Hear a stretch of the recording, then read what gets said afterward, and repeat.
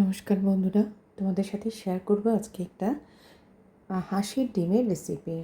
তো হাঁসের ডিমের রেসিপিটা করার জন্য আমি কিছু পেঁয়াজ, রসুন, আদা, কাঁচা লঙ্কা নিয়েছিলাম, কাজু নিয়েছিলাম একটু, যেগুলো করার মধ্যে একটু ঘিয়ের মধ্যে নাড়াচাড়া করে নিলাম।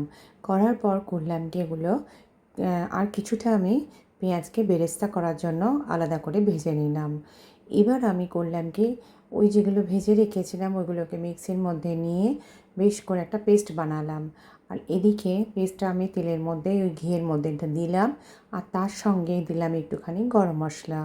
দেওয়ার পর করলাম নাড়াচাড়া, একটু নুন আর একটু মিষ্টি দিয়ে করবে নাড়াচাড়া। তারপরে করাতে করাতে একটু এর সঙ্গে একটু হাঁসের ডিমের সাথে একটু আলু দিয়েছিলাম। তো প্রথমে আলুগুলো নিয়ে ওই মশলাটার সাথে ভালো করে কষাবো। কষাতে কষাতে বেশ ভালো করে এবার ওই মিক্সির মধ্যে যে আমার যে পেস্টটা বানানোর যে জলটা রেখেছিলাম সেই জলটাকে দিয়ে দিলাম। দেওয়ার পর করব আবার নাড়াচাড়া করার পর এবার আমার ভেজে রাখা ডিমগুলোকে দিয়ে দেব।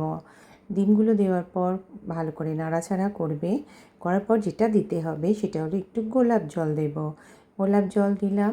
আর এবার দেবো সেটা হচ্ছে একটু মিঠা আতর। সামান্য একটুখানি মিঠা আতর যদি দিয়ে দাও, দেখবে এটা অনেকটা চিকেন রেজালার মতো খেতে লাগে। তো এটা আমি অনায়াসেই বলতে পারি এগ রেজালা, কিন্তু আমি বলছি না কোনো কারণে। হয়তো এর মধ্যে আমি পোস্ত বাটা দিইনি, সেভাবে অনেকটা কাজু বাটাও দিইনি, কিন্তু সত্যি বলছি এটা ভীষণ অসাধারণ খেতে হয়েছিল, ঠিক রেজালার মতোই। আর লাস্টে একটু দিয়ে দিলাম ঘি, দিয়ে ব্যাস হয়ে গেল আমার এই হাঁসের ডিমের একটা রেজালা, আর যেটাকে আমি হাঁসের ডিমের রেসিপি বলছি।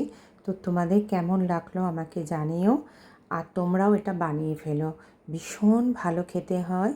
তোমরা ভাতের সাথে বলো, রুটির সাথে বলো, রাত্রে ডিনারেও খেতে পারো। ভীষণ ভালো হয়েছিল খেতে, তাই তোমাদের সাথে শেয়ার করলাম। আমাকে জানিও কেমন লাগলো।